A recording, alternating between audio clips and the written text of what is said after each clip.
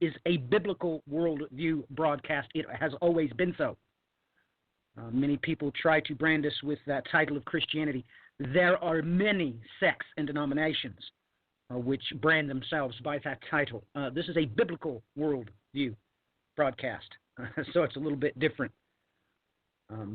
But I hope that everybody is faring well amidst this bad weather that we've been having here over the past week in much of the United States.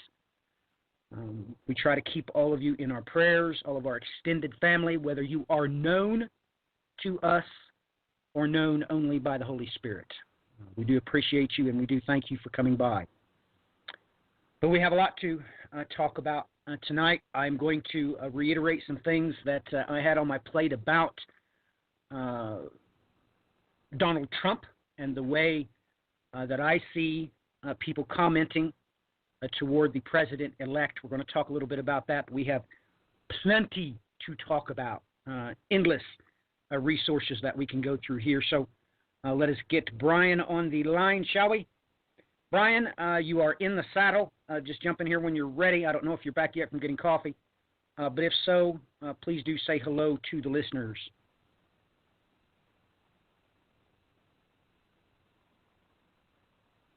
And it looks like he's not back yet. So, ladies and gentlemen, let's just take a look at this.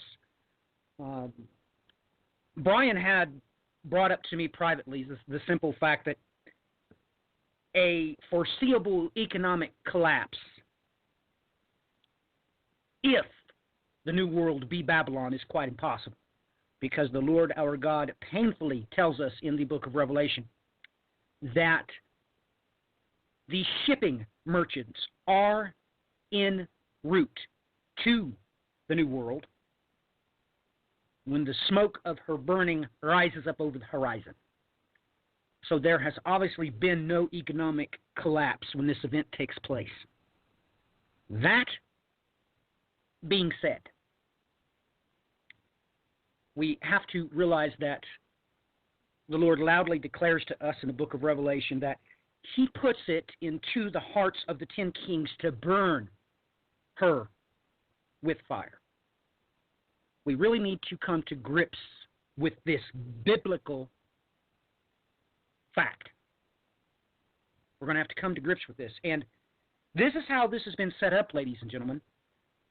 The world economy, if you please do your research, a full 1/3 of all goods that are manufactured and consumed on God's footstool is shipped straight to the new world.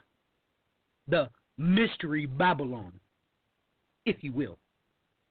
This being the case, the root of the new world is, of course, America. More importantly, those in Latin America usually take offense to that, so let me reiterate that. The United States of America. As a matter of fact, much of the shipping that goes to the rest of the North, Central, and South American countries only do so because they piggyback off of shipping vehicles that have been dedicated to come first to the United States of America. But when you're researching this and you've realized that this isn't the only time that God makes reference to 1/3, according to a destruction of grandiose magnitude that seems to play a major role in what is to come, the end of days, so to speak. When we think about this thing, these 10 kings, they do exist. That is biblical. I know that many people who promote the Illuminati, they all say 13. That, however, is irrelevant. God, He says 10. What they have set up is for all roads to lead to mystery Babylon. That is where the Silk Road inevitably comes. The United States alone consumes 27% of all manufactured goods on this planet. Like I shared that article last week from mainstream sources. You can readily understand when you start adding Brazil, Mexico, yada, yada, yada. 1/3 comes here. When you back that up with the simple fact that the Lord our God tells us an event is going to strike his footstool, which will burn, of course, 1/3 of all the green grass and all the trees. When you get a globe, when you do your due diligence in geology, you will readily come to the understanding that the New World does, in fact, represent 1/3 of God's footstool. These things, being that, we must understand that what President-elect is doing is rocking the boat. Now, take note, this is how much power he has. He's not even president yet. Toyota Motor slips after Trump threatens border tax on Mexico. Now look, how can Toyota Motors stock dive from a tweet of a president-elect that has not undergone inauguration? How's that possible? Ladies and gentlemen, let me ask you this. When has this been done before? Since when does one of the top 10 manufacturers in this country scrap their plans to build a new plant in Mexico over a president-elect's threat? Ladies and gentlemen, Ford Motor Company started this whole shindig. And if you all do your history as far as manufacturing is concerned, I hope you realize that the motor industry itself started with the Model A and the Model T. Now, the third time, I think, is a charm. Now, I want everybody to take note that weeks after a carrier deal, things happened with Trump. Because this carrier, the company itself, criticized Trump for claiming that 1,100 jobs would be kept in Indiana. And yes, some jobs will be kept. They're not all going overseas. But ladies and gentlemen, this is third time's a charm. Toyota, Ford, and Carrier. Ladies and gentlemen, this system is in fact already in place. It's in place. Is it that would cause the 10 kings to burn her with fire? I don't know. If Brian has actually hit the nail on the head, I don't know. One thing is for sure. Since I started doing broadcast, ladies and gentlemen, I have been stating this the whole time, that the third time is always a charm. It's always a charm. That's just the way it is. So when we look at it that way, and ladies and gentlemen, we're going way back in time, way back to May 2010 that I've been stating these very things, that the third time is always a charm. You need to look out. These things are verifying each other and validating one another, and I think you all need to take a check of yourselves. You need to all have a Selah moment. I see all of you in the Christian community sticking up for Trump. I have seen some articles that are supposed to be of an eschatological stint that say that this could be encoded in the Bible source code, as Trump could very well be the last Trump, so to speak. However, that being the case, there would have to be multiple Trumps. Someone would have to do justifiable research proving that people in his bloodline had in fact fulfilled the same shoes that he now has donned. So that would be the first thing I would say to people if they would say that Trump represents anything significant according to Bible prophecy. The Bible would not say last Trump unless it told you all about the first Trump. So with that in mind, is Brian correct? Has he hit the nail on the head? Is Donald Trump going to upset this boat? if we enact trade wars, if we start blocking the goods, that defeats our purpose. The 10 Kings have set us up to be the consumers of the world. Everybody knows that. That is common knowledge. That's common knowledge.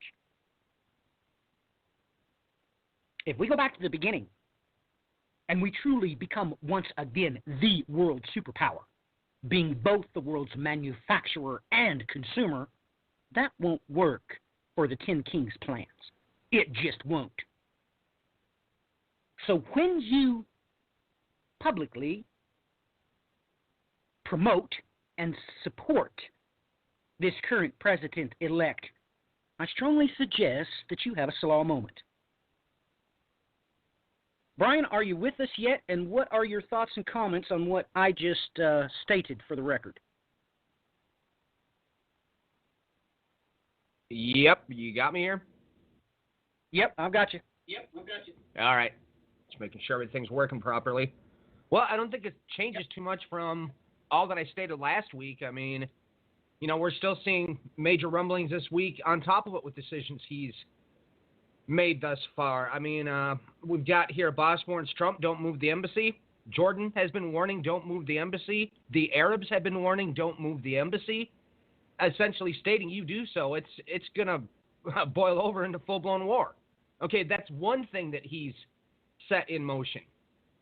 Already that's, before he's even walked into the White House and taken up that post, already he's ticked off the entire world by stating we're going to move the embassy to Jerusalem.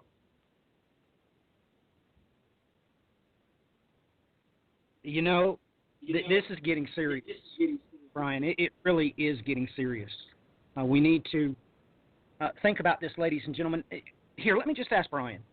Brian has done so much work into this, so much groundbreaking work when it comes to cryptochronology. It's just off the charts, ladies and gentlemen. But, Brian, when I say this phrase to you, what does it mean biblically speaking? Now, I don't want to know etymologically speaking. I don't want to know socially speaking. I want to know biblically speaking what it is that you think of when Reuters comes out and says that France will convene some 70 countries on January 15th for a Middle East peace conference in Paris. Exactamundo. Biblically, Brian, what is 70 nations? Where does that come from? Well, automatically, we know that the nations were split apart into 70. Now, I know we've got people that run around with the 72. That's irrelevant at the moment. We've got 70 nations that it states through the biblical text. And now, all of a sudden, we have this meeting that is convening with 70 nations. And never mind the fact that, okay, well, Israel, you can't show up. Abbas and the Palestinians, you're not welcome. We'll tell you what happens after the fact. Now, does everybody remember when they made the first initial ruling through UNESCO concerning the Temple Mount? That was just on top of it. It was the exact same thing that was reiterated with this new UN policy. UNESCO, and when they did the UNESCO vote, they did it behind closed doors during Turkey's coup, during the Gulen overthrow. All of a sudden, they closed shop the day after the coup, mind you, which makes little to no sense. But then on top of it, when they released the statements concerning that vote that they took at UNESCO, it stated blatantly, we did this behind closed doors secretly. Now, why would they do that? And now all of a sudden you have, after the string of attacks that have come against Jerusalem, and folks, I'm going to cut through the nonsense right here. They keep running around saying two-state, but this has nothing to do with two-state. They want to eradicate and obliterate Israel from the picture, period. It's always been that way, folks. So now they're moving forward again towards this quote-unquote two-state solution, and it's causing all sorts of controversy. At the very exact same moment, we've got, the upcoming administration is going to move the embassy to Jerusalem. It's coming in from every which way at this stage. It really is, Brian. It's coming at us from every which way but loose. But, ladies and gentlemen, the event horizon for even the meaning of 70 nations, it comes from the book of Genesis, ladies and gentlemen. Most notably, most people concentrate on Genesis 10 and 11. the description of the division of nations there being 70 in its totality. You know, Brian, I wonder if through these 70 nations that's going to attend, do you think it is physically possible, scientifically possible, that there could be bloodlines there representing all of these 70 nations mentioned in and chronicled there in Genesis chapter 10 and 11? Do you think that's possible? I would have to almost expect it, to be quite honest. I mean, as much work as I've done trying to trace out these varied migrations, the varied mixings, and so forth, and lay out who's who in this day and age. Okay, we're already talking about, for instance, France. Well, who is France? A mass majority of those people came from the Cimmerian tribes that used to be settled around the Ukraine. It basically states that those groups are going to come from the north when we roll around to Ezekiel 39, and then later after that, Ezekiel 38. So we've already got that one group in the mix with this. Well, you know, and let's just talk about Paris and France for a minute, using isochronal eschatology. Brian, you and I have talked about this many, many times, that what happened during the French Revolution is just off the charts, ladies and gentlemen. It is off the charts. You have to realize that this was outright rebellion against God. That's what happened during the Age of Reason. Ladies and gentlemen, you have to understand that they rebelled against time itself. Brian and I have stated many times that it was France that changed the clock, ladies and gentlemen. They changed the clock. If you can get your hands on a French revolutionary clock, you'll take note, it does not have 12 on it. It has 10. They did not have weeks. They literally shook their fist at God and made 10-day decades. This is what they did. And of course, at the end of the matter, he who started it, I mean, that term itself, Robespierre, the very one who started it, finished it when he himself was beheaded for his rebellion against God. So, this is so extremely prophetic to me and Brian that this would be done in France. Let's go back again to the French Revolution. Any of you done any research on what it was that Napoleon did concerning the Jewish land? Does anybody have any idea that it was Napoleon that wanted to reinstitute the promised land of Israel? Ladies and gentlemen, I'm not joking. What I just told you is true. That's what Napoleon wanted to do. So when we look at this fold in time, this just sticks like a thorn in my mind's eye when I look at this article, the original one from Reuters. Not only were the 70 nations going to gather against Israel, they were going to do it in Paris, France. We are on the precipice, ladies and gentlemen, of what very well could be an extremely bumpy ride.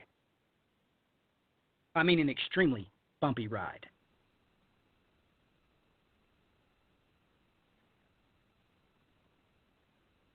And that's really the only way that I can put it. Now, I know that all of the other prophecy experts concerning President-elect Donald Trump are clearly not only promoting him, they are defending him.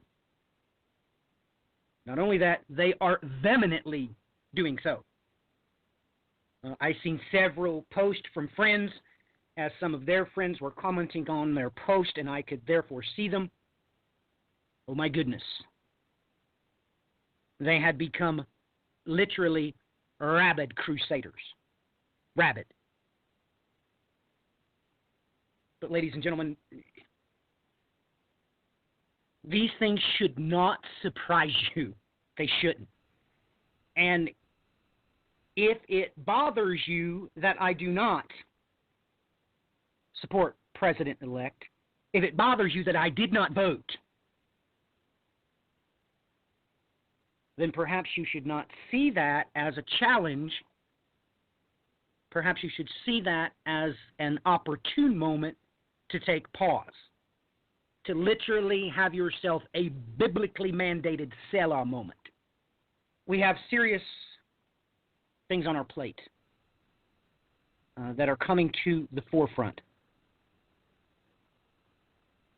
You know, ladies and gentlemen, we have to come to grips that some things, people who say that are in our family, they have been brought up and convinced of things that are not pleasant. Take note of this. If you begin arguments with them and fights with them, they have no hope. It will do you no good to start arguments and fights with them. It will do not only you no good, it certainly will do them no good. Not any.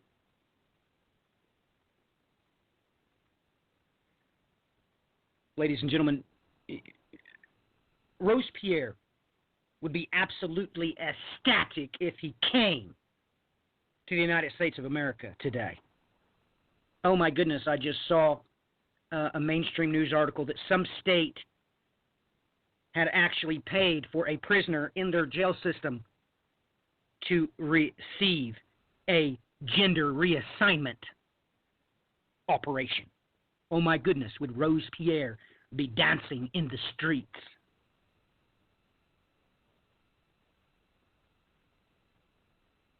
Enough to chill you to the bone when you really think about just the amount of abortions that take place. I mean, do a news search, ladies and gentlemen, for just the amount of murders committed in Chicago in 2016. Just that city alone.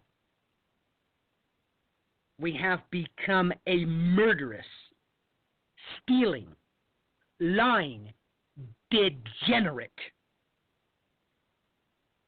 generation. Which brings something to mind about the social networking site. I was sent a question earlier this week, and when you do so, ladies and gentlemen, take note. It can take me up to a week to respond.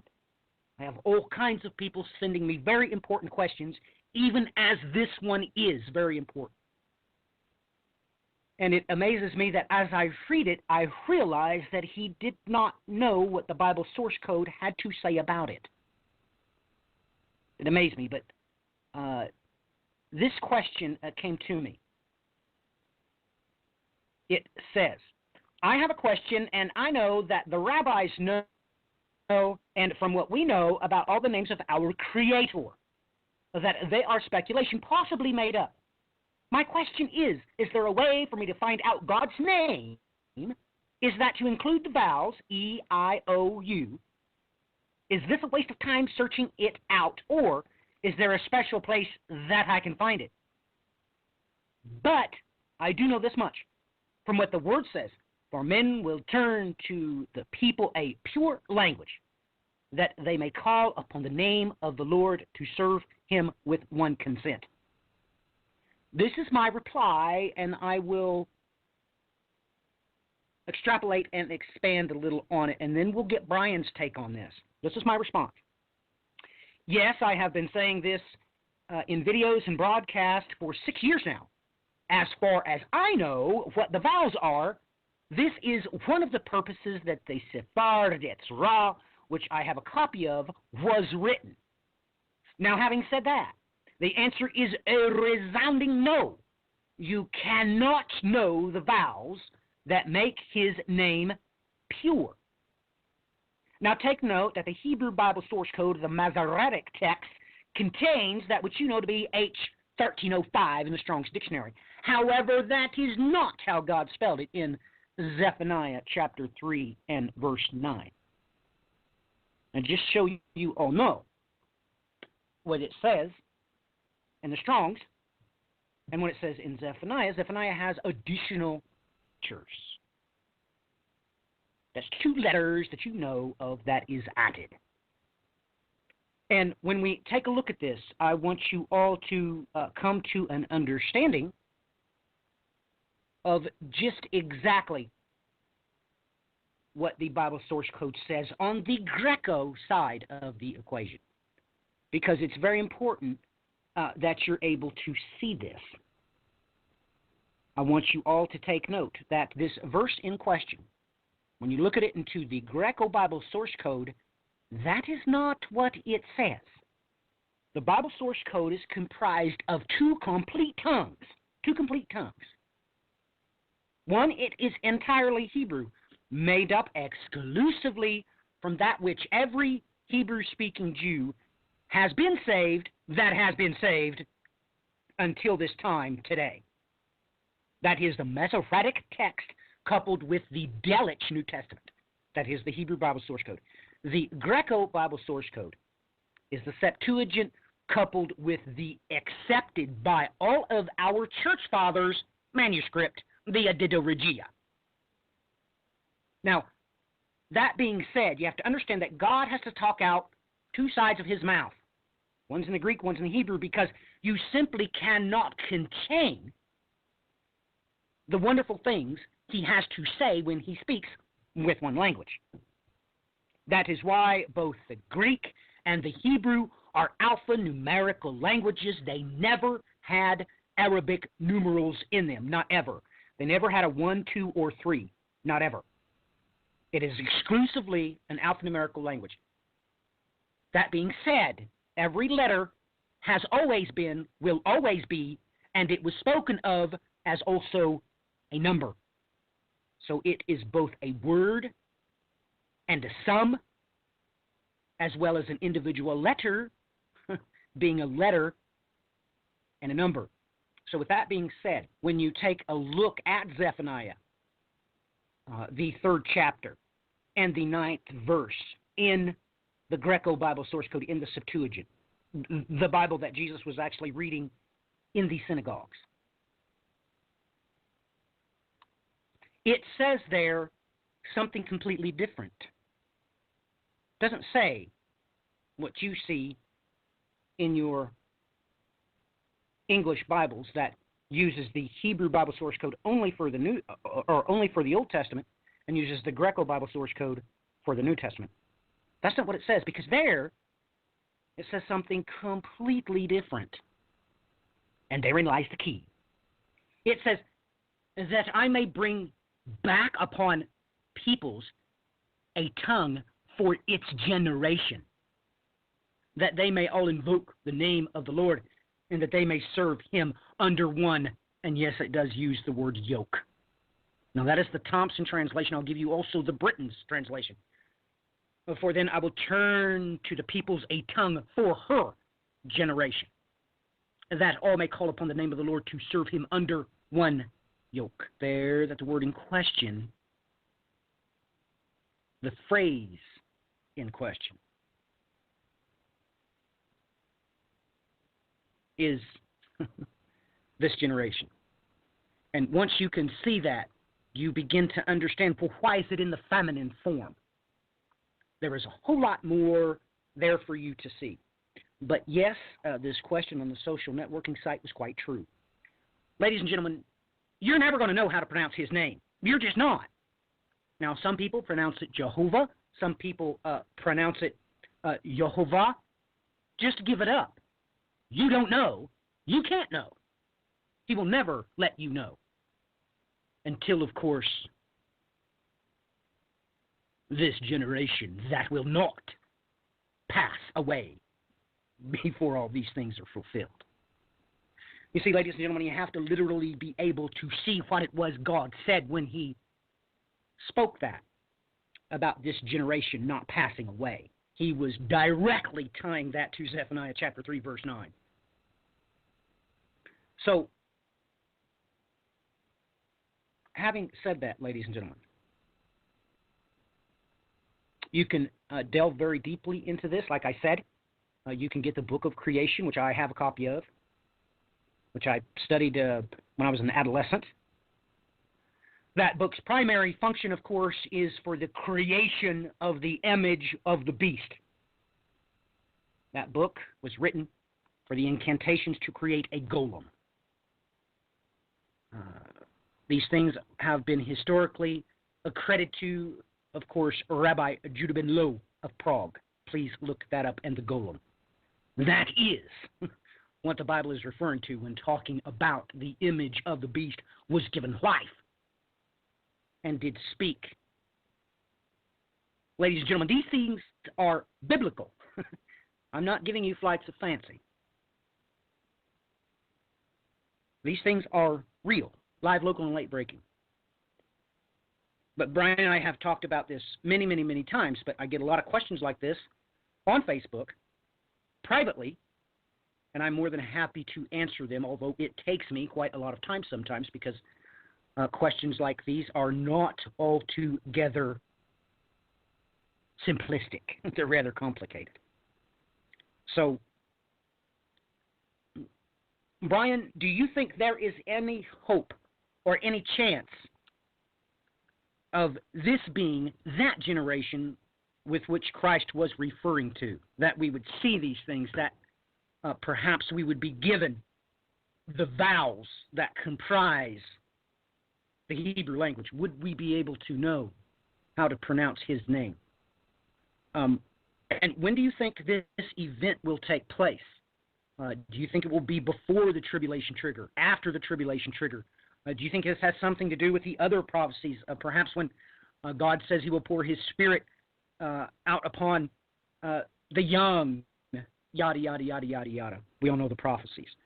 What's your thoughts, Brian? Do you think we're close, and what do you think the timing for these events could be?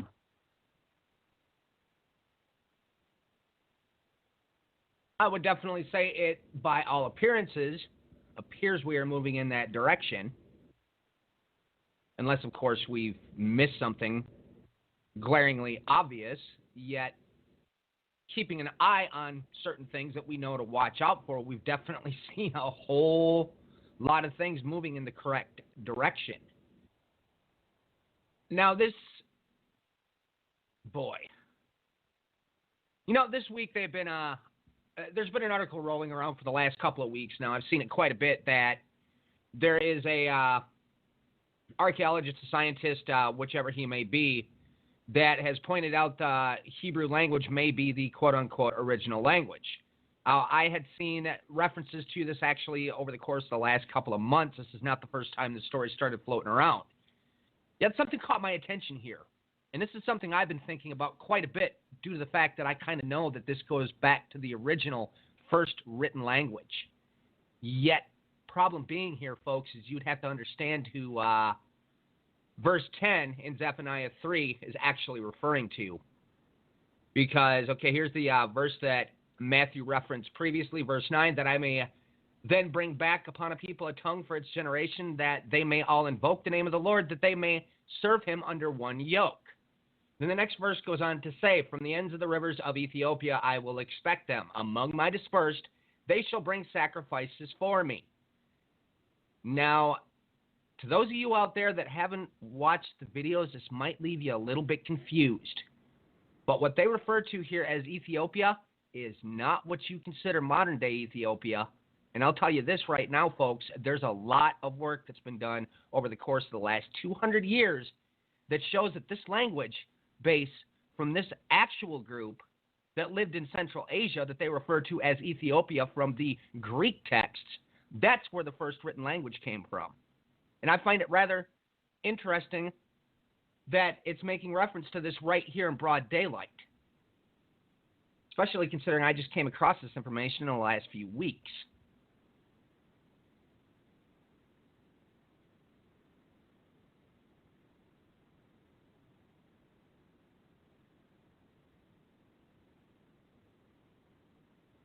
Let me say this, Brian. You're cutting out pretty good on my end, doing the, what did you describe that before when we were on BTR, dropping packets or whatever? We're not getting all of what you're saying. And I would appreciate a clarification there because I missed half of what you said. can you please restate as to whether you think this may be true, this news article, because that was the very next news article I was going to bring up. The article concerning the first language and so forth. Yes, sir. Yes, sir.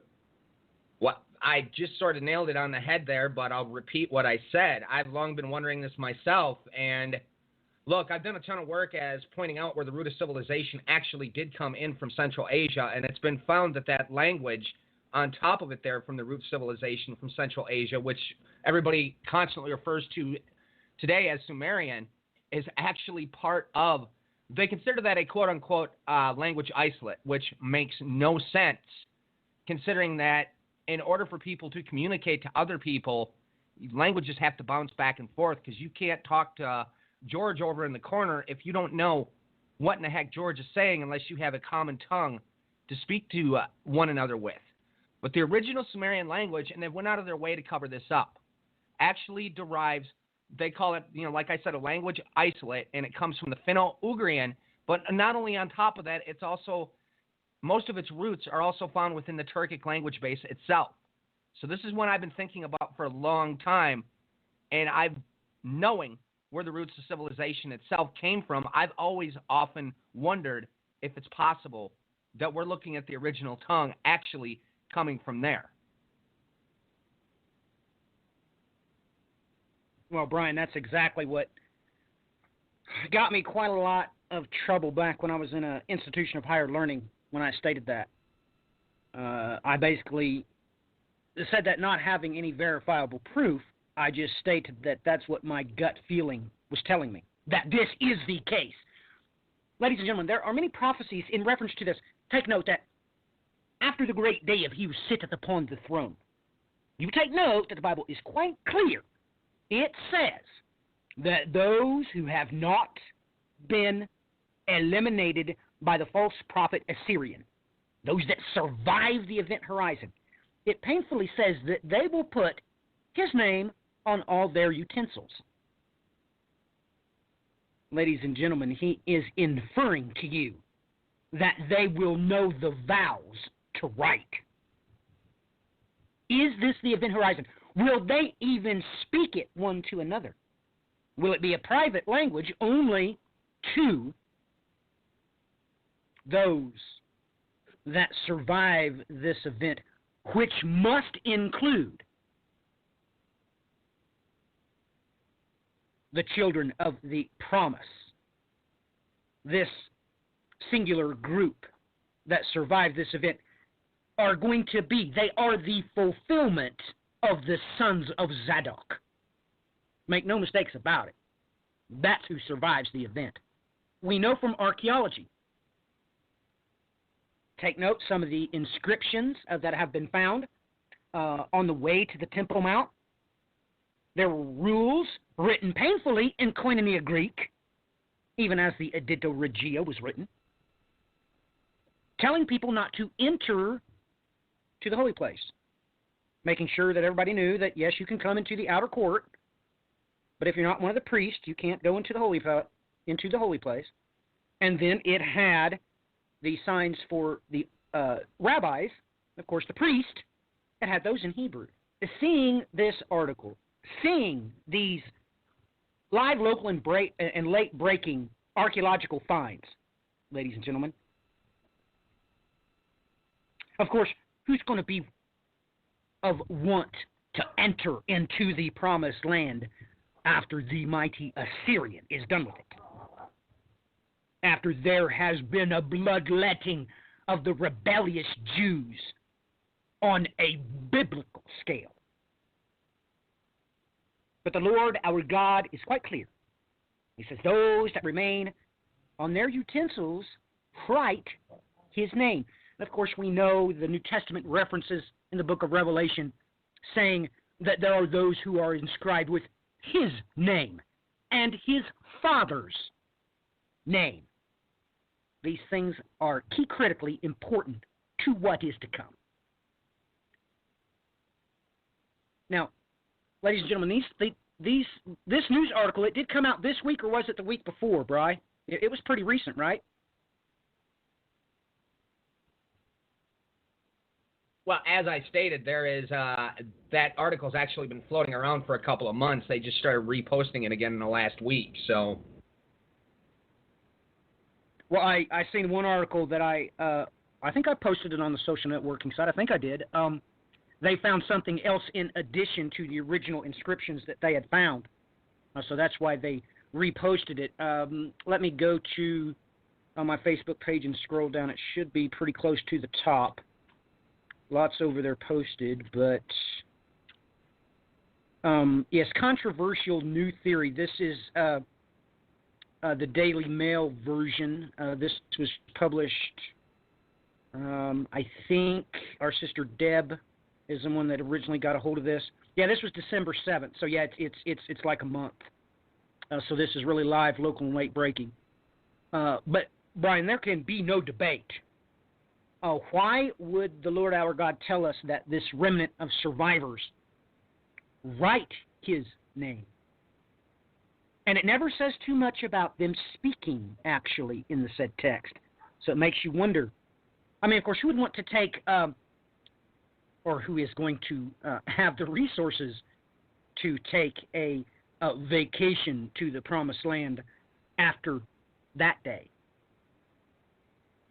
So it makes me wonder if they speak this only to themselves, and they, well, of course, what truly must be revealed. I mean, I just mentioned earlier that in Zephaniah chapter 3, verse 9, the Strong's puts this word as H1305, when painfully, the Masoretic text does not say that altogether. It has additional characters in it. That being said, don't you realize that once they know what the vows are and they're able to put the vows in place, they will truly have understanding. They will truly have eyes that can actually see and ears that can actually hear. Don't you realize that, ladies and gentlemen? What a magnificent promise to the people of Israel that is. Now, I do not know. Perhaps we can make that for a future broadcast. The bride herself will be preoccupied with other things. So we do not know what's going to happen there when we gather unto the tabernacle of David. Remember, these are two separate groups, ladies and gentlemen. Someone, of course, must repopulate the Promised Land. These things are real. This is biblical, what Brian and I are speaking about. So just imagine what they will see when they truly, for the first time, look at a copy of the Torah. They will truly see it and hear it for the first time. Because there's many words in there. Of course, me and Brian have been caught up in debates into the wee hours of the morning on multiple occasions. Well, you know, this could be this word, but it could be that word. Because, well, they both only have 3 letters, and, well, that's all we got to work with. We have no idea if he was talking about, let us say, camel's hairs or ropes. You don't know. You can't know. You just have to swallow it. You just have to accept that now, in this time, it is not permitted for us to know everything. But the time will change, and it will become a beautiful time for us to know, see, hear, and understand these things. That much is true. So, ladies and gentlemen, I hope you realize I'm sure that they come under massive fire saying or even suggesting that God actually spoke Hebrew in the Garden of Eden, the event horizon. I'm sure that all 70 nations are in absolute agreement, gnashing their teeth at these archaeologists, at those who penned these articles. But make no mistakes, what the Bible says, that is what is to come. That's what's going to happen. So, Brian, I'm with you. And I've been thinking those very thoughts for quite a long time. Ladies and gentlemen, we're going to go ahead. Yeah, go ahead, Brian. Give me 1 second. I was just going to point out that, albeit the information in this article is accurate, I would just say it's titled incorrectly. Right here at the beginning is Hebrew the world's first alphabet. Israelites in Egypt may have turned hieroglyphs into letters 3,800 years ago. Well, that's all good and fine, that taking from hieroglyphs and so forth, but it's already known that this is not the first written language, and depending on which quote-unquote theoretical thread you follow, biblically speaking, we know this to be the case anyways, that the people from Egypt would have had to have come out of the first civilization and made their way over towards Mitzrayim or Egypt. So the title of the article is actually what throws things into disarray. What's inside the article appears to me to be good. It's just the title is throwing the whole thing off. Well, Brian, I'm kind of glad that you that you said that. Because, ladies and gentlemen, I'm going to tell you why that's important. Okay, I'm going to tell you why this is important, because I hope everybody realizes what the, how do I put that? The cryptochronologists are fighting, because it's big news, ladies and gentlemen, what these archaeologists were pointing to. You'll take note that Brian made it overtly clear 3,800 years ago. Well, ladies and gentlemen, what was 3,800 years ago? According to the traditional chronologist, this is when the Israelites were multiplying in Egypt. Ah, yes. Ah, yes. So, Brian, being a self-taught expert biblical chronologist, we're going to ask him about those very things after the break. We're going to take a short break, ladies and gentlemen. It's going to be 11 minutes and 24 seconds long. And maybe while we're listening to a couple of tunes, and I have to get more coffee, of course, perhaps you can consider these things and research these things. Why do those archaeologists want you to see 2017 minus 3,800 years? We'll be right back after the break. Well, let me see here. I mean, the last thing we had to kick off with there was chronology-wise, and this article here from Daily Mail brings up down near the bottom of the article, it basically states that the Israelites stayed in Egypt for 430 years, as recorded in Exodus 12:40 through 41, which is the equivalent of 1876 to 1446 BC. Well, this last date, 1446, is fairly accurate concerning the Exodus. I don't remember the exact timing, mind you, but nonetheless, that's pretty on the mark there. So, and as far as what I wanted to discuss next, let's see here. I had a few odds and ends I pulled up earlier, but shut them down because I didn't know if that's what was causing my issues with me breaking up here. Oh boy. Now let's bring this one up for a second. This is a story that started floating around in the last couple of days here. I caught wind of this about 2 or 3 days ago. We've got a collision of stars, or as they put in this article, of suns will create a new star in the night sky in 2022. And let's see here. At the beginning of the 3rd century, civil war raged in Britain as the Roman Emperor Septimus Severus sought to quell unrest in the north, but unknown to the fighting cohorts and Caledonian tribes. High above their heads, 2 stars were coming together in a huge cataclysmic explosion. Now, 1,800 years later, the light from all the collisions will finally arrive on Earth, creating a new star in the night sky, dubbed the Boom Star, in an incredibly rare event which is usually only spotted through telescopes. Before the meeting of the 2 stars were too dim to be seen by the naked eye, but in 2022, the newly formed red nova will burn so brightly in the constellation of Cygnus that everyone will be able to see it. Here we go again, right back into Cygnus, folks. Now, I don't know if you've seen this article, Matthew, but I don't know what you make of that one. New star showing up in the sky of all years, 2022. Now, send that right to you quickly into here. sweet spot. Yeah, I just did it. As soon as you said it, I'm like, what is he talking about? A collision in 2022, so I researched it.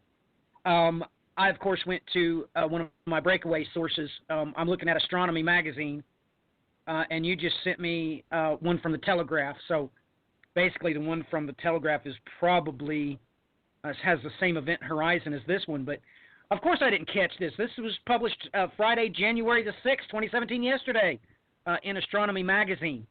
Here we go, ladies and gentlemen, back to cryptochronology. And, of course, I do believe that Brian's friend, Andrew Collins, has done quite a lot of work about the Cygnus connection to the Giza Plateau, which when I'm done here looking at this, we'll have Brian bring us up to speed. Now, I may be incorrect about the author that first talked about this, but, ladies and gentlemen, 2022. Now, take note that Brian and I was telling you about celestial symbology 6 years ago. We were coming live out on broadcast and videos, loudly screaming this date. Remember, ladies and gentlemen, that the Hebrew calendar is different from ours. So if it is in the latter part of 2021, it would be included on the Hebraic calendar. Because remember, they're offset by about half a year. Ladies and gentlemen, we have talked about the Bethlehem star to wit's end. We have talked about the evidence as to when Christ our King was crucified and was resurrected. We have talked about the simple fact that the ghost star coincided with Augustus, claiming that he was Pontiff Maximus. Ladies and gentlemen, we've talked about Herod's son when he was born.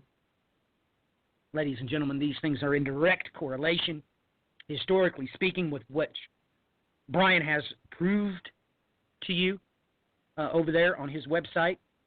He published all the documentation that you would need to see. He has talked about it at length.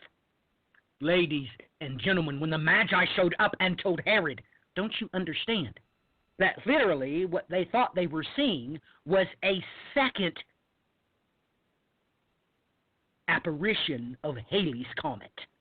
It came 2 years later, exactly when Herod's son was born. The very same son of Herod that is mentioned in the New Testament text. This is real. So when I see that 2022, that's probably on the Gregorian calendar. And I assure you that Brian and I have both looked into what is to come with celestial symbology and this window of time. On the Gregorian calendar, it is 2021/2022. But, Brian, let's get to the meat and potatoes of Cygnus. I do know, of course, ladies and gentlemen, this sign that the Lord our God has placed into the heavens is just off the charts. Brian is literally an expert on this constellation and everything that came out concerning the cryptochronologist. So, Brian, this just takes me by surprise and leaves me completely breathless that this mighty sign in the heavens would be displayed in that constellation come 2022.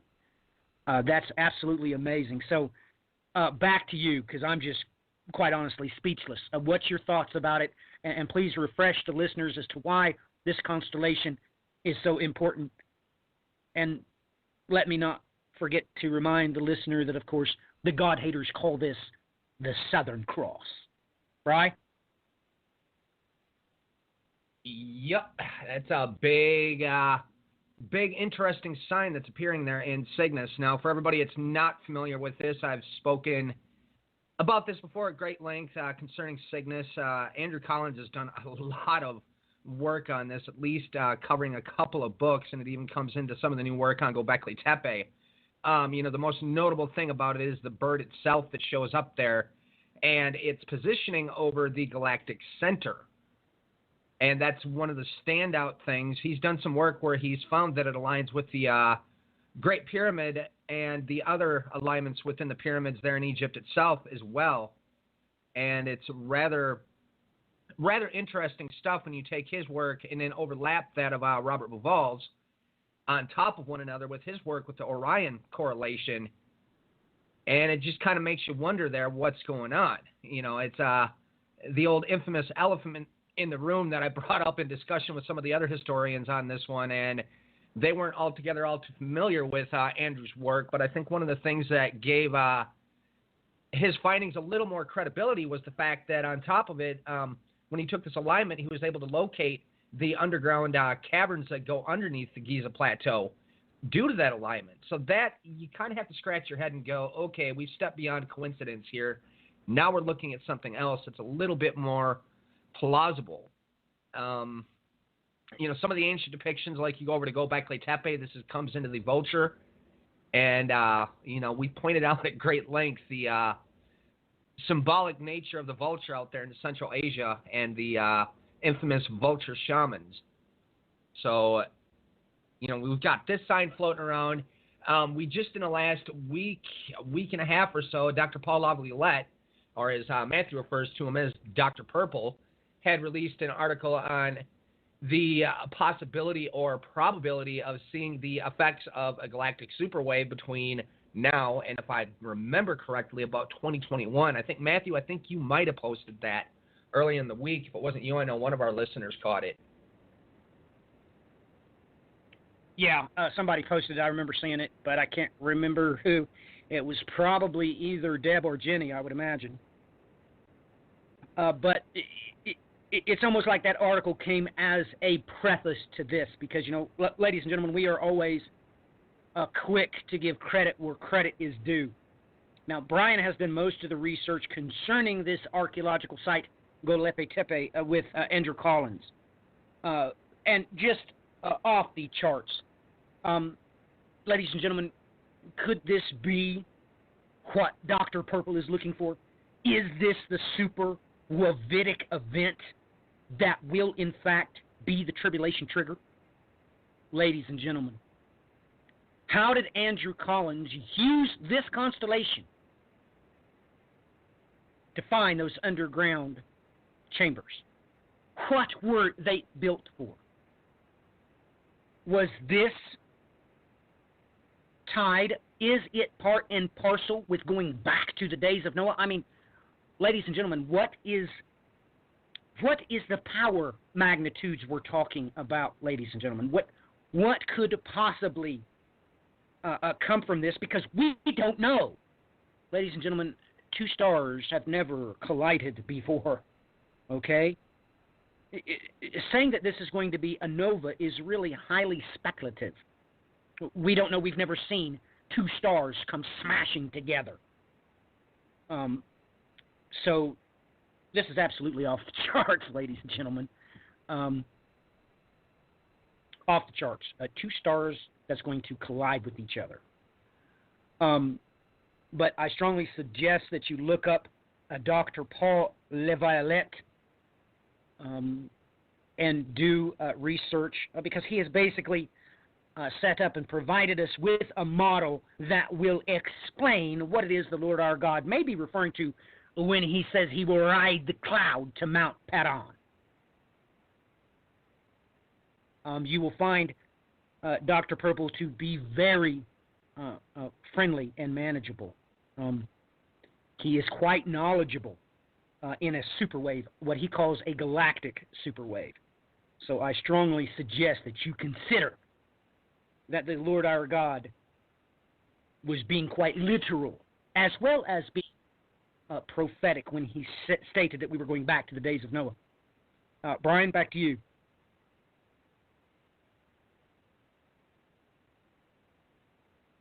Well, I just popped you over another article that was released this week, and I noticed strolling through quick through the page there, you had the quote-unquote Grand Tech put there in the little hashtag mix at the bottom of the show. Page. And this just came out in the last week as well. Contrary to popular belief, Jupiter does not orbit the sun.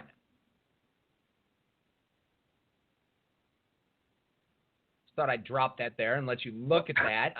Okay. Stop the bus, ladies. Stop the bus.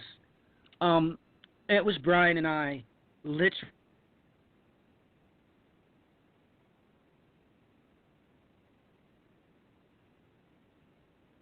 Ladies and gentlemen, there is a celestial scapegoat. There must be, because the sun, its equator, is off the ecliptic by 7 degrees.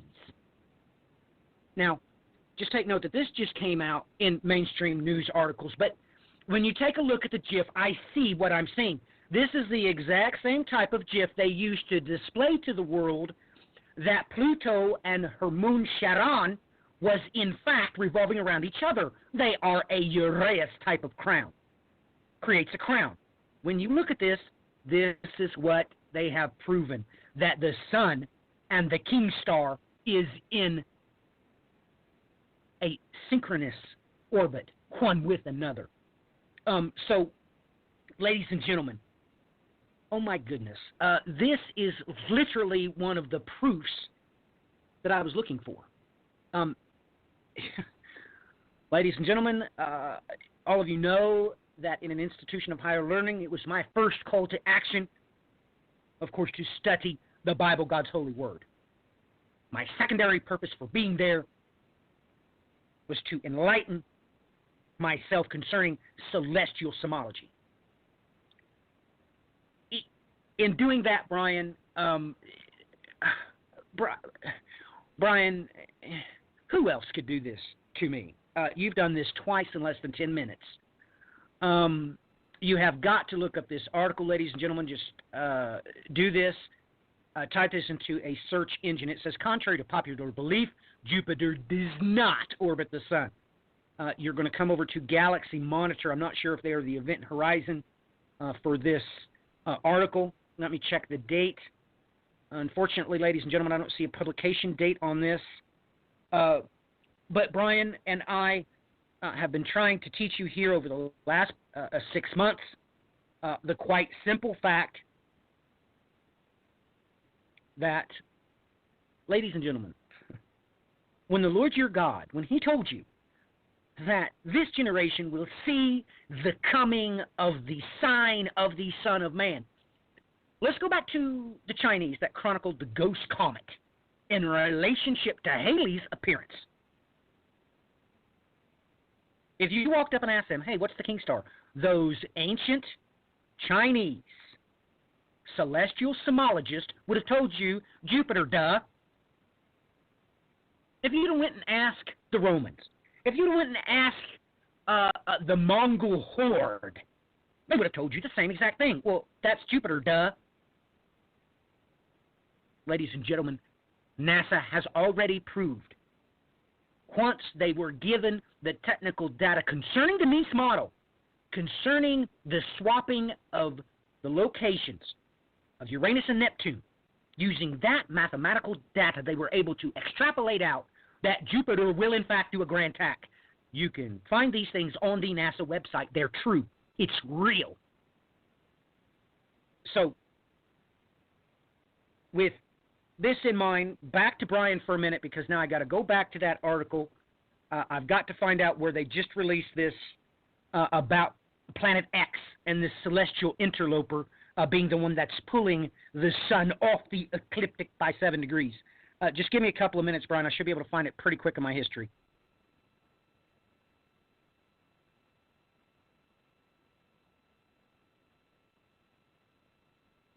While you pull that up, there's a couple of interesting articles. I pulled it up on a different website here. Express.cu.uk brings up the same article concerning Jupiter, but I found two more entertaining ones. Or rather, maybe not so much entertaining, maybe a little bit more in your face. Society to collapse by 2020. Scientists predict peak turmoil in 3 years.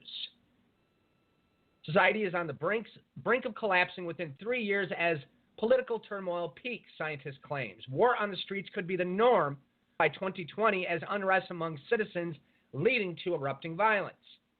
Peter Turkin, a professor of ecology and mathematics at the University of Connecticut, has been studying history as if it were science, and by analyzing past societies has concluded the current societal norms are nearing their end. Professor Turkin has developed a subject known as coelodynamics, which analyzes history as a science, which includes predictions and models based on past experiences. AKA, he uses isochronal eschatology, folks. Sorry, but that's what he's doing. This Russian-American scientist has been building his model for years, but states the election of Donald Trump as president of the U.S. will accelerate the negative trends, leading to peak in turmoil in 2020. He highlights the elite overproduction where the rich get richer as another exacerbating feature of the rising tensions and will lead to ideological polarization and fragmentation of the political class. Sorry, folks. Remember all his promises concerning the rich people and all that, getting the money back into the middle class? Then why has he piled his administration with top bankers and everything else under the sun? Okay, moving on in this article. Writing a piece for phys.org, Mr. Turkin says, my model indicated that social instability and political violence would peak in the 2020s. The presidential election, which we have experienced, unfortunately confirms this forecast. We seem to be well on track for the 2020s instability peak, and although the election is over, the deep structural forces that brought us the current political crisis have not gone away. If anything, the negative trends seem to be accelerating. Well, folks, what is it? Let's just stop here and talk a moment for what is he talking about here. I hate to break it to everybody. It should be rather obvious that this election caused a major divide across this nation. We've had a lot of clashes and a lot of protests breaking out ever since then for their own means and for their own reasons. And personally, myself, I can't say that I disagree with too many of the things that people are upset about. We had almost a 50-50 split here, granted, after the election as the votes kept being counted. It was actually Clinton that came out on top in the popular vote. But, of course, as we know, the electoral votes essentially control everything as far as how the presidential elect is put into office, a.k.a. he will become the president coming up on, I think it's the 18th or 20th here. But nonetheless, folks, we kind of have warned to watch for this divide, these quote-unquote civil wars breaking out within nations. And we've seen this constant thread all throughout the world on a continual basis here. And this new rhetoric that has come forward, this neo-Nazism, as we've been referring to it as, has been becoming commonplace within the Western world. And we're seeing this lead to clashes over and over and over again. So to move into this article a little bit more, Donald Trump's proposed tax policies are another element that could bring on the inevitable collapse of society, Mr. Turkin adds. He writes, drastically reducing taxes on wealthy Americans will hardly strengthen the fiscal health of the state.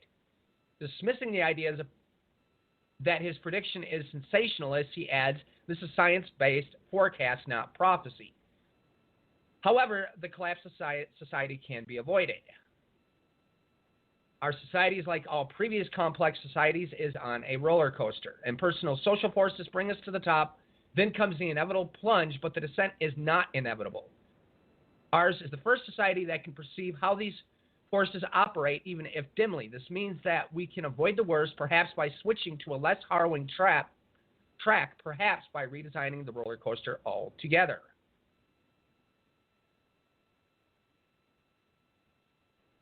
And I don't know if you're ready there with that article yet, Matthew. Oh, yeah, I'm ready, but I'm thoroughly ticked off because, ladies and gentlemen, I already had this article pulled up.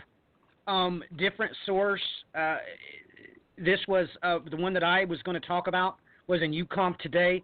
Social instability lies ahead, researcher says, because, ladies and gentlemen, let me explain something to you really quick about this gentleman referred to in this article.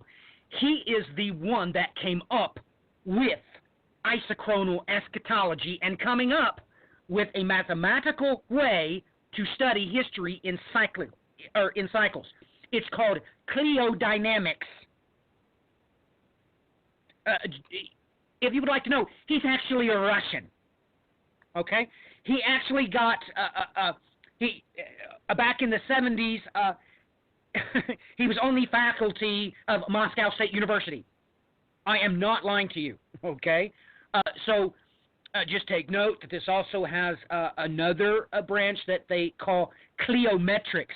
The clio part of this cliodynamics is based upon, of course, the Greek muse, Clio. Ladies and gentlemen, how did Brian bring up this article having no idea that I was going to bring it up myself? But, ladies and gentlemen, they know that history is cyclical. Look, I'm not lying to you. Cliodynamics is, in fact, a part of the academic community. Okay?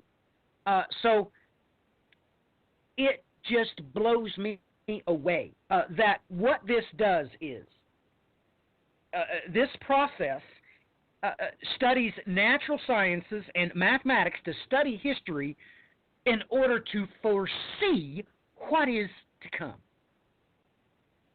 Ladies and gentlemen, I'm not joking with you at all. Prof. Turkin, he really is from Moscow. I'm not lying to you. In the 70s, he was in Moscow. Then later he come over here and got, of course, we gave him a professorship in biology immediately. But, ladies and gentlemen, please look this up. It is called cliodynamics. Now, it's spelled Cliodynamics.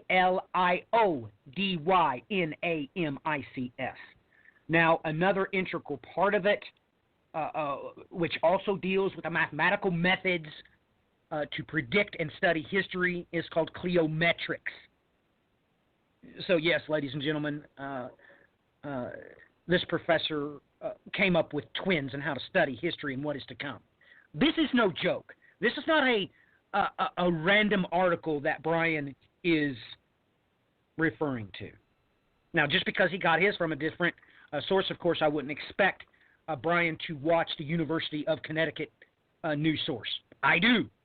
All of you know that I am the one that created that term, isochronal eschatology.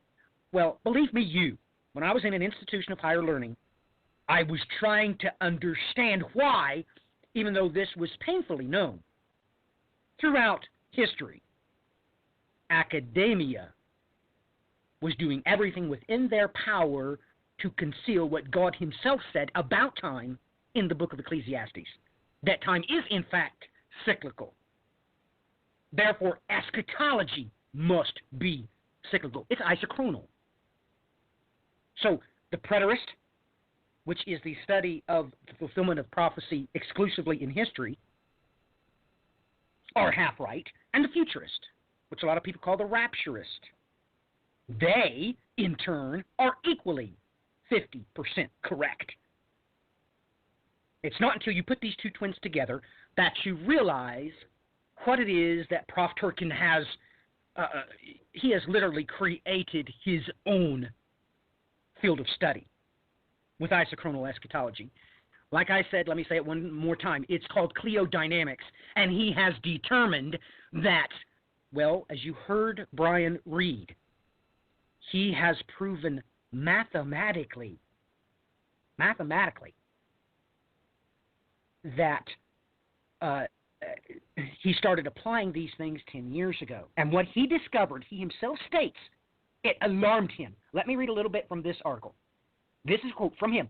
My research showed that about 40 seemingly disparate, but according to cliodynamics related social indicators experienced during the turning point of the 1970s.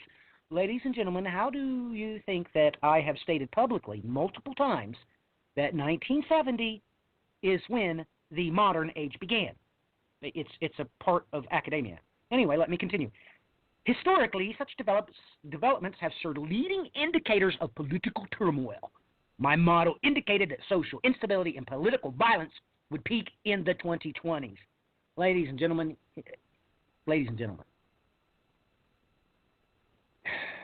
let me read the next one. The presidential election we have experienced, unfortunately, confirms this forecast. We seem to be well on track for the 2020's instability peak. And although the election is over, the deep structural forces that brought us to the current political crises have not gone away. If anything, the negative trends seem to be accelerating. Ladies and gentlemen, I know all about Prof. Turkin. I have studied him for decades. For decades. Now, ladies and gentlemen, I have painfully brought up on multiple occasions what the me decade is. It's common knowledge what the me decade is. It's the 70s. They refer to it as the Great Awakening, of course. I've taught you all about the cover of the New York Magazine on August 23rd, 1976. Ladies and gentlemen, Prof. Turkin knows full well that men became lovers of themselves in the 70s. The modern age, they also call it the age of communication, the computer age, however you want to say it. It began in the 70s, ladies and gentlemen. So now I hope some of these things that Brian and I have been talking about for years now is beginning to take root in your spirit. These things are real. These things are biblical. This is Brian and I's worldview. Okay? So let me get back here just off the charts, but I have to go back. It's just I was a little bit upset that Brian beat me to the punch, and he cheated because normally I will send him the links ahead of time, and I'll say, hey, we're going to talk about this. But I didn't, because I really did want to talk about this myself. I was really excited about it, and he brings up Prof. Turkin from a different source. So that's not even funny. That's cheating. But anyway, here is the article I was referencing earlier. It was released in Astronomy Magazine again. Like I said, that's how I found it. I suggest you do the same. Track their news. It was published October 19th of 2016. Planet 9 may be responsible for the tilting sun. How our possible rogue planet may be messing with our solar system. Ladies and gentlemen, it goes on to discuss here. I suggest you look up this article. Like I said, it's in Astronomy Magazine. And they're literally mathematically telling you that the only real thing that could be pulling the sun's equator off of the ecliptic is a massive gas giant that lurks in the darkness, has been cast into the Kuiper belt, the deep, so to speak. Ladies and gentlemen, we know full well, and Brian and I have had private conversations about one of my very good friends that's made multiple documentaries for the Discovery Channel. Very unsettling things, because of things that he was talking about on a global forum. They were diligently asking him, and you have the climate weathering models. He is the one that is his puppy. He's the one that made it. He is very well renowned, and he was asking me about this, and he was hoping that it was something that was incredibly small and hopefully almost entirely made of iron. That's what he was hoping. However, you need to look up TRES 2b. We have seen a massive gas giant. But the only way we was able to see it is it did a transit across its parent star, and its libido is darker than acrylic paint. Ladies and gentlemen, Brian and I have tried to tell you about the celestial scapegoat. We have tried to tell you about what the Hebraic scriptures refer to as Moaz. We have tried to tell you the scriptures at length. Ladies and gentlemen, that's why they're looking for it, because they know that the Bible has told them so, just like Prof. Turkin was told about isochronal eschatology, about time being cyclical, and he has made his own academic discipline.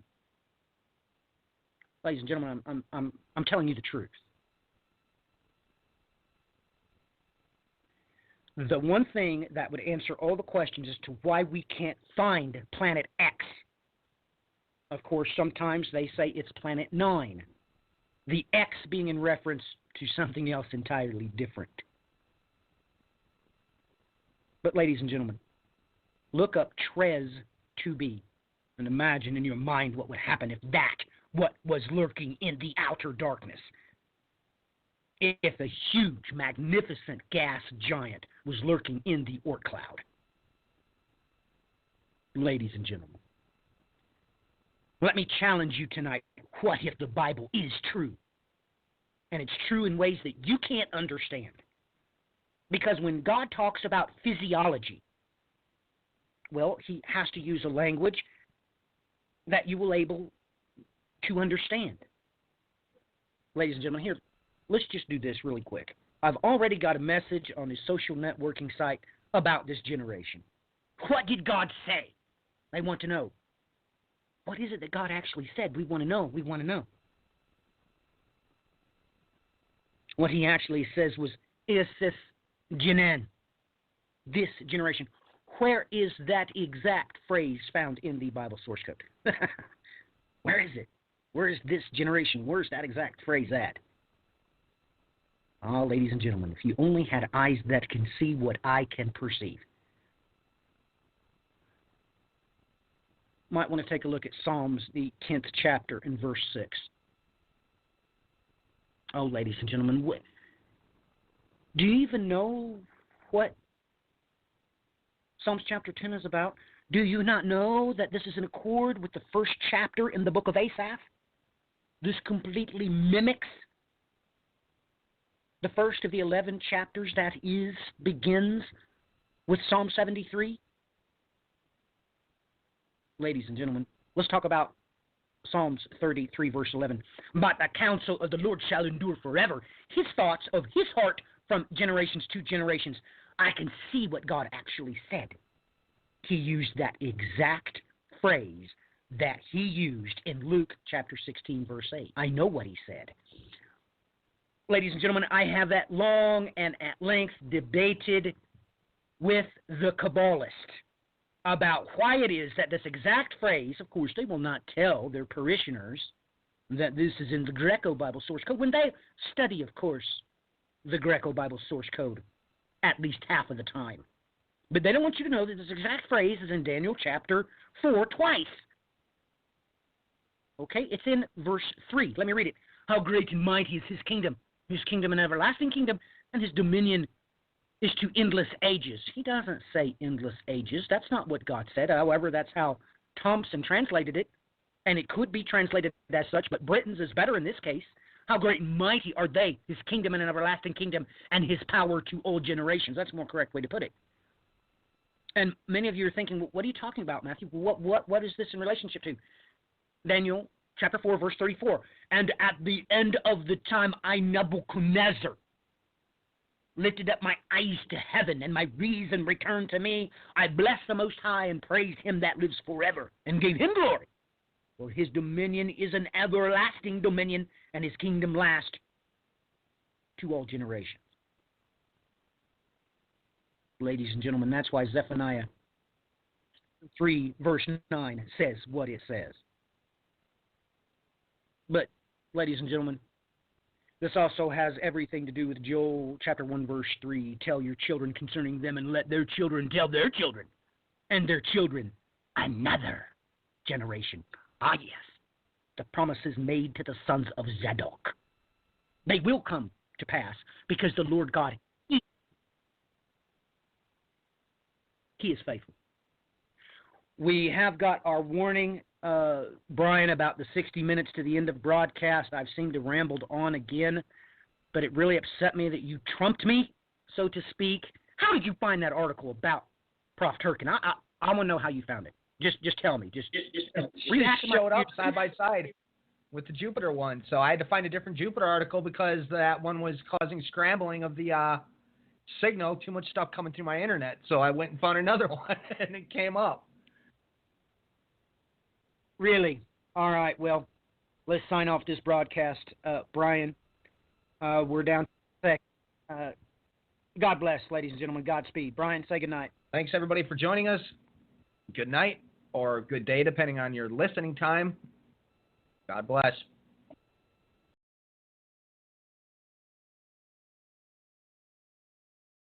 and this is a biblical worldview broadcast. It has always been so.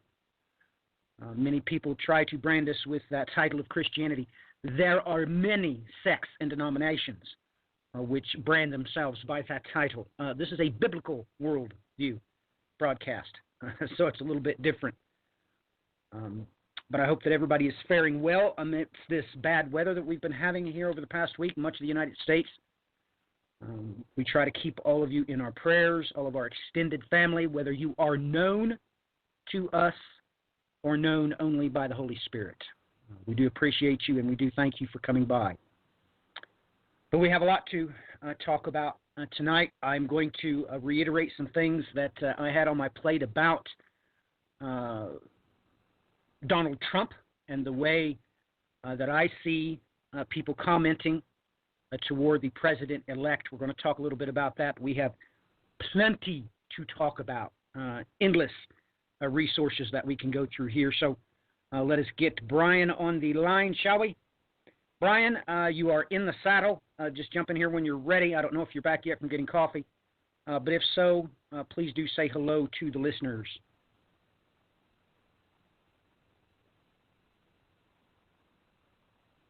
And it looks like he's not back yet. So, ladies and gentlemen, let's just take a look at this. Brian had brought up to me privately the simple fact that a foreseeable economic collapse, if the new world be Babylon, is quite impossible, because the Lord our God painfully tells us in the book of Revelation that the shipping merchants are en route to the new world when the smoke of her burning rises up over the horizon. So there has obviously been no economic collapse when this event takes place. That being said, we have to realize that the Lord loudly declares to us in the book of Revelation that He puts it into the hearts of the 10 kings to burn her with fire. We really need to come to grips with this biblical fact. We're going to have to come to grips with this. And this is how this has been set up, ladies and gentlemen. The world economy, if you please do your research, a full 1/3 of all goods that are manufactured and consumed on God's footstool is shipped straight to the new world. The mystery Babylon, if you will. This being the case, the root of the new world is, of course, America. More importantly, those in Latin America usually take offense to that, so let me reiterate that. The United States of America. As a matter of fact, much of the shipping that goes to the rest of the North, Central, and South American countries only do so because they piggyback off of shipping vehicles that have been dedicated to come first to the United States of America. But when you're researching this and you realize that this isn't the only time that God makes reference to 1/3, according to a destruction of grandiose magnitude that seems to play a major role in what is to come, the end of days, so to speak. When we think about this thing, these 10 kings, they do exist. That is biblical. I know that many people who promote the Illuminati, they all say 13. That, however, is irrelevant. God, He says 10. What they have set up is for all roads to lead to mystery Babylon. That is where the Silk Road inevitably comes. The United States alone consumes 27% of all manufactured goods on this planet. Like I shared that article last week from mainstream sources. You can readily understand when you start adding Brazil, Mexico, yada, yada, yada. 1/3 comes here. When you back that up with the simple fact that the Lord our God tells us an event is going to strike his footstool, which will burn, of course, 1/3 of all the green grass and all the trees. When you get a globe, when you do your due diligence in geology, you will readily come to the understanding that the New World does in fact represent 1/3 of God's footstool. These things, being that, we must understand that what President-elect is doing is rocking the boat. Now, take note, this is how much power he has. He's not even president yet. Toyota Motor slips after Trump threatens border tax on Mexico. Now look, how can Toyota Motors stock dive from a tweet of a president-elect that has not undergone inauguration? How's that possible? Ladies and gentlemen, let me ask you this. When has this been done before? Since when does one of the top 10 manufacturers in this country scrap their plans to build a new plant in Mexico over a president-elect's threat? Ladies and gentlemen, Ford Motor Company started this whole shindig. If you all do your history as far as manufacturing is concerned, I hope you realize that the motor industry itself started with the Model A and the Model T. Now, the third time, I think, is a charm. Now, I want everybody to take note that weeks after a carrier deal, things happened with Trump. Because this carrier, the company itself, criticized Trump for claiming that 1,100 jobs would be kept in Indiana. And yes, some jobs will be kept. They're not all going overseas. But ladies and gentlemen, this is third time's a charm. Toyota, Ford, and Carrier. Ladies and gentlemen, this system is in fact already in place. It's in place. Is it that would cause the 10 kings to burn her with fire?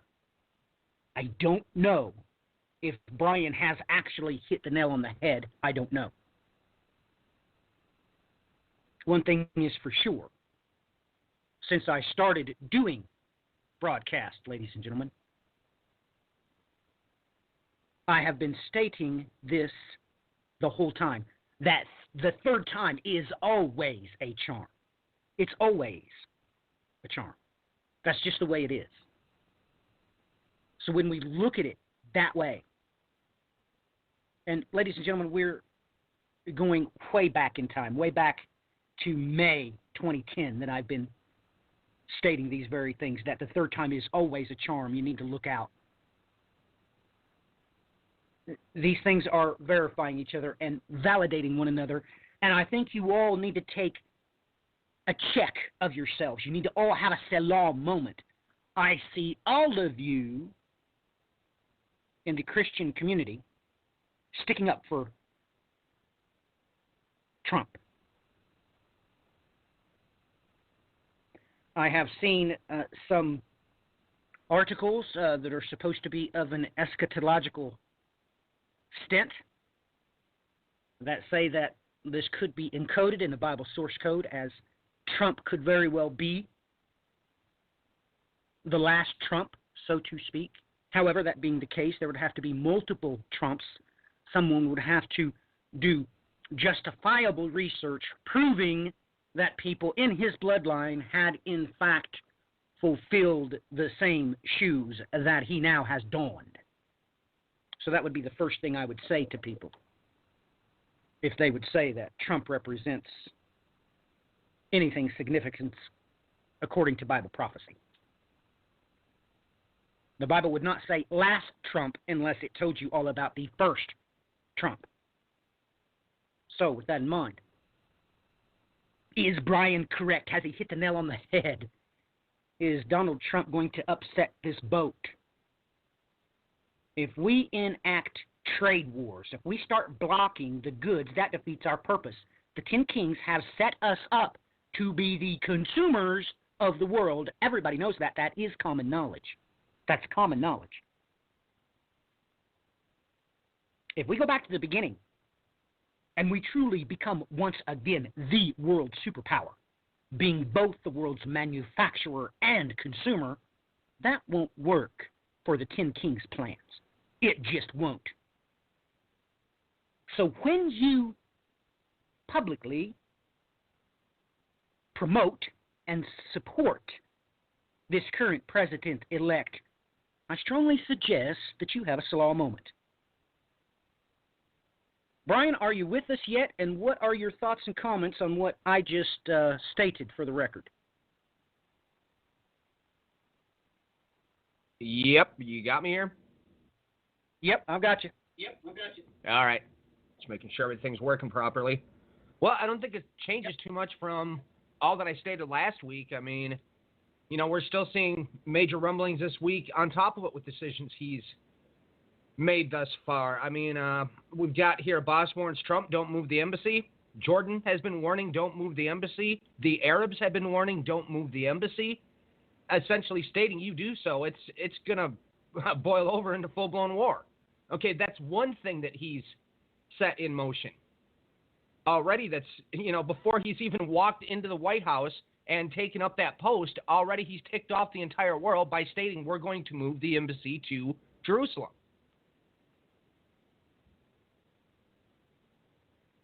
You know, this is getting serious, Brian. It really is getting serious.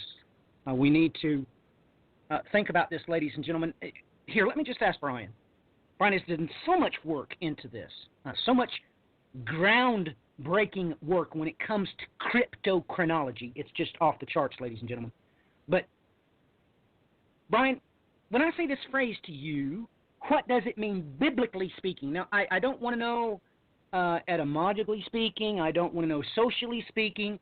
I want to know biblically speaking what it is that you think of when Reuters comes out and says that France will convene some 70 countries on January 15th for a Middle East peace conference in Paris.